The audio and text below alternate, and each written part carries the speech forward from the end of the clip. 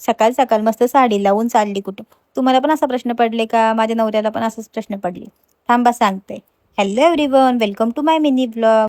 मी मस्त तयारी करून आज गेलतो बैठकीला, कारण आज होती माझी बैठक आणि आज माझा उपवास पण असतो ना. उपवास आहे ना, मम्मीने फळं आणली नाही असं होईल का? मम्मीने बाकी फळं आणली, बोलते खा तुला आवडेल तो. पण मला आलू बकर माझं फेवरेट आहे, म्हणून मी आलू बकर खायला बसलो. वरती खुर्च्या होत्या त्या खाली शिफ्ट केल्या आणि मी पण गेलो वरच्या रूमवर. बघा आमची वरची रूम कसली भारी, AC TV सगळं आहे. जेव्हा खालच्या घरचा काम चालू होता तेव्हा सगळी आमची वरती राहत होती. मग निघलो पनवेलला जायला, जरासा माझं काम होता तर ते होतं माझ्यासोबत, ते मला घेऊन आलेलं. पनवेलला गेलो ना, पहिले CNG टाकून घेतली. जरासा काम होता तो केला न आलो घरी. गाडी लावली पार्किंगला न चालत चालत चाललेलो आम्ही दोघा घरी. मी बघा कशी साडी लावून मस्त गेलतो. आमचा लॉक बघा कसला भारी आहे. चोरांना खोलायलाच नको, घरातल्यांच्या फिंगर शिवाय खोलतच नाही. मग घरी आलो ना, फ्रेश झालो. मला असं होतं कधी साडी चेंज करते, रील्स काढायसाठी साडी ठेवलेली मीने. तशी तर संध्याकाळ झालती. मग किचनमध्ये येऊन सगळ्यांना पहिला माझा काम चहा ठेवायचा तो केला मीने. न उपास होता म्हणून काहीतरी खाऊन घेते बरं, म्हणून थोडासा खाऊन घेतला. न मग लागलो माझा फेवरेट काम करायला, भाकरी.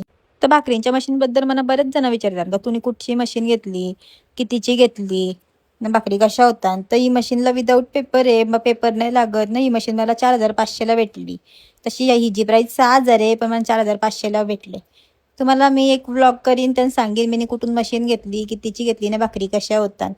भाकरी झाल्या ना, 2-4 भांडी होती ती घसून घेतली, तेवढ्यानं त्यांना ओट्स दिलं. मग दिवाबत्तीचा टाईम झाला म्हणून पटकन दिवाबत्ती करून घेतलं, पाया पडलो. ना मग आज पण काय भाज्या मम्मीच करणार होती. मम्मी बोली म्हणत फक्त सगळं कापून दे, मी भाज्या करतो.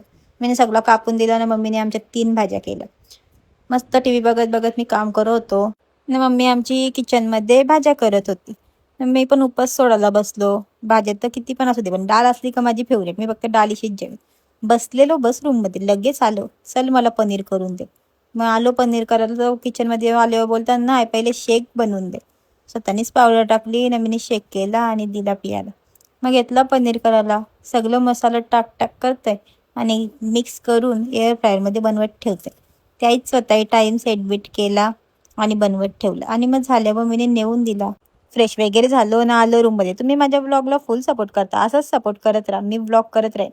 चला भेटू नेक्स्ट ब्लॉगमध्ये. Bye bye.